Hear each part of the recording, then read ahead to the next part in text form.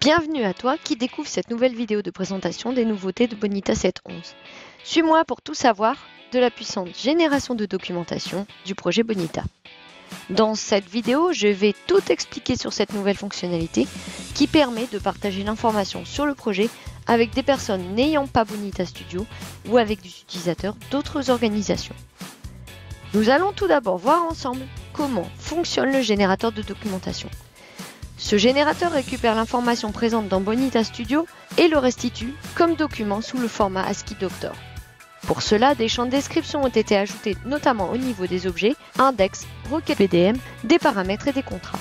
Afin de pouvoir visualiser sous forme de diagramme UML l'organisation ou le BDM, Bonita est utilisable avec l'add-on GraphViz qu'il suffit d'installer au préalable. Nous pensons que s'appuyer sur une documentation claire et complète à chaque étape du projet aide à la collaboration de l'équipe. Durant la phase de conception, où l'équipe commence à travailler sur les définitions de processus, le modèle de données, elle aide à détecter les erreurs au plus tôt et à récupérer des retours de la part des utilisateurs qui ne travaillent pas dans Bonita Studio.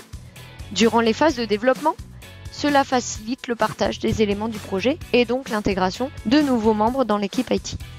Enfin, après la mise en production et avant la prochaine itération, elle fournit une base claire pour de futures améliorations. Je vais maintenant te montrer comment créer et utiliser ta documentation projet. Nous allons tout d'abord générer la documentation, soit à partir du menu en cliquant sur « Générer la documentation », soit en faisant un clic droit sur le projet « Documentation »,« Générer la documentation ». Je te parlerai un peu plus loin des possibilités de personnalisation. La documentation générée contient un README au format ASCII Doc et au format .md pour faciliter l'intégration dans GitHub. On peut visualiser en parallèle à gauche le document en ASCII Doc et à droite un aperçu de ce document. Il est possible d'ouvrir ce même aperçu dans ton navigateur ou de réaliser un export PDF en un clic. Nous pouvons aussi ajouter une table des matières interactive, ce qui facilitera la navigation dans le document. Enfin, on peut personnaliser l'affichage en mode horizontal ou vertical, voire même supprimer le panel d'aperçu. Nous savons tous que nous avons besoin de personnaliser les documents dans la plupart des cas. Il est simple de le faire grâce au modèle sur lequel est basé le générateur de documentation. En faisant un clic droit, documentation, personnaliser le modèle, on accède directement à la structure des modèles proposés. Cette structure est une arborescence par typologie d'artefacts pour faciliter les modifications et leur application.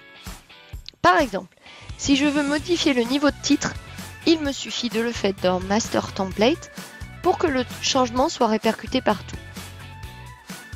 De même, je peux vouloir modifier l'ordre d'affichage ou ajouter des propriétés d'affichage sur certaines parties, comme ici par exemple.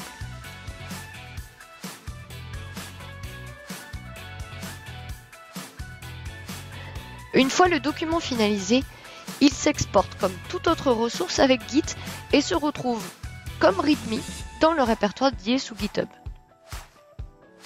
Nous en avons fini avec ce tour d'horizon du générateur de documentation projet. N'hésite pas à consulter la documentation pour plus de détails. Et surtout n'oublie pas qu'il y a aussi toutes les autres fonctionnalités de Bonita 7.11 que tu peux retrouver dans la vidéo générale de présentation.